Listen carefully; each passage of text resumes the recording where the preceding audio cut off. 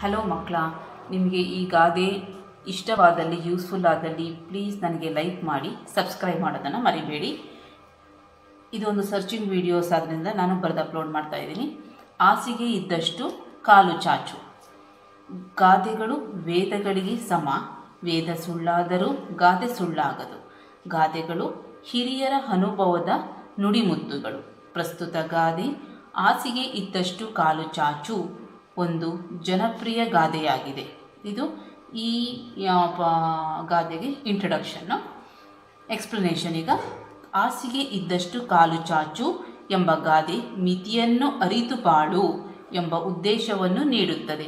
ಆಸೆಯೇ ದುಃಖಕ್ಕೆ ಕಾರಣ ಎನ್ನುವ ಮಾತು, ಆಸೆಯೇ ಪ್ರಗತಿಗೆ ಮೂಲ ಎನ್ನುವ ಮಾತು ನಾವು ಕೇಳಿದ್ದೇವೆ.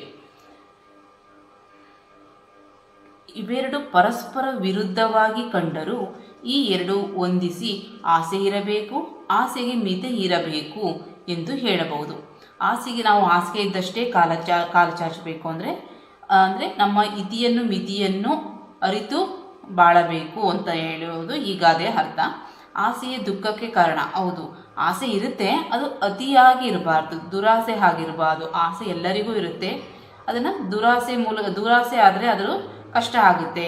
ಇವೆರಡು ಪರಸ್ಪರ ವಿರುದ್ಧವಾಗಿ ಕಂಡರೂ ಈ ಎರಡನ್ನು ಹೊಂದಿಸಿ ಆಸೆ ಇರಬೇಕು, ಆಸೆಗೆ ಮಿತಿ ಇರಬೇಕು ಎಂದು ಹೇಳಬಹುದು.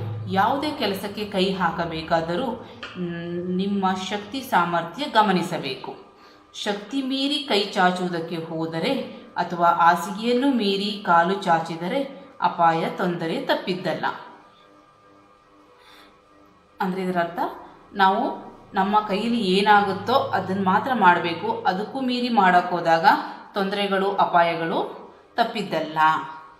ಅಂದರೆ ಆಸೆ ಪಡಬೇಕು, ಅದು ಮಿತಿ ಇರಬೇಕು, ದುರಾಸೆ ಆಗಬಾರ್ದು ಅನ್ನೋದು ಈ ಗಾದೆ ಅರ್ಥ. ಒಬ್ಬ ಬಡವ ತನ್ನ ಹೊಲ ಗದ್ದೆಯನ್ನು ಮಾರಿ ಸಂಭ್ರಮದಿಂದ ತನ್ನ ಮಗಳ ಮದುವೆ ಮಾಡಲು ಸಿದ್ಧನಿದ್ದ. ಉದಾಹರಣೆ ಇದು. ಅವನ ಹಿತೈಷಿಯೊಬ್ಬನು, ಹೀಗೆಲ್ಲ ಮಾಡಬೇಡ, ನಿನ್ನ ಕೈಯಲ್ಲಿ ಎಷ್ಟು ಸಾಧ್ಯವೋ ಅಷ್ಟನ್ನೇ ಖರ್ಚು ಮಾಡು, ಶಕ್ತಿ ಮೀರಿ ಖರ್ಚು ಬೇಡ, ಹಾಸಿಗೆ ಇದ್ದಷ್ಟು ಕಾಲು ಚಾಚು ಎಂದು ಹಿತ ನುಡಿದನು. ಹಾಗೆಯೇ ನಡೆದ ಬಡವ ಮುಂದೆ ಜೀವನದಲ್ಲಿ ಕಷ್ಟಪಡಲಿಲ್ಲ. ಈ ಮಾತು ಎಲ್ಲರಿಗೂ ಅನ್ವಯಿಸುವುದು. ಅಂದರೆ ಬಡವನು ತನ್ನ ಮಗಳ ಮದುವೆ ಮಾಡಲು ತನ್ನ ಹೊಲ ಗದ್ದೆಯನ್ನು ಎಲ್ಲನೂ ಮಾರಿ ಸಂಭ್ರಮದಿಂದ ಮದುವೆ ಮಾಡಲು ಹೊರಟ. ಅವನಿಗೆ ಒಬ್ಬ ಅವನಿಗೆ ಒಳ್ಳೆಯದೇ ಬಯಸುವ ಒಬ್ಬ ಫ್ರೆಂಡ್ ಅವನಿಗೆ ಹೇಳ್ತಾನೆ, ಈಗೆಲ್ಲ ಮಾಡಬೇಡ, ನಿನ್ನ ಕೈ ಎಷ್ಟು ಸಾಧ್ಯನೋ ಅಷ್ಟು ಖರ್ಚು ಮಾಡು, ಎಲ್ಲನೂ ಖರ್ಚು ಮಾಡಿದ್ರೆ ಆಮೇಲೆ ಮುಂದೆ ಏನು ಅಂತ ಹೇಳಿದಾಗ ಅಂದರೆ ಖರ್ಚು ಮಾಡಬೇಡ, ಹಾಸಿಗೆ ಇದ್ದಷ್ಟು ಕಾಲು ಚಾಚು ಎಂದು ಹಿತ ನುಡಿದನು. ಹಾಗೆಯೇ ನಡೆದ ಬಡವ, ಅವನು ಹಾಗೆ ನಡ್ಕೊಂಡಾಗ ಅವನಿಗೆ ಜೀವನದಲ್ಲಿ ಕಷ್ಟಪಡಲಿಲ್ಲ. ಅವನು ಇರೋದನ್ನೆಲ್ಲ ಮಾರಿ ಮದುವೆ ಮಾಡಿದರೆ ಮುಂದೆ ಜೀವನ ಅವನಿಗೆ ಕಷ್ಟ ಆಗ್ತಿತ್ತು. ಅದಕ್ಕೆ ಅವರ ಹಿತೈಷಿ ಹೇಳಿದ್ದನ್ನು ಕೇಳಿ ಮಾಡೋದ್ರಿಂದ ಅವನು ಮುಂದೆ ಜೀವನದಲ್ಲಿ ಕಷ್ಟಪಡಲಿಲ್ಲ.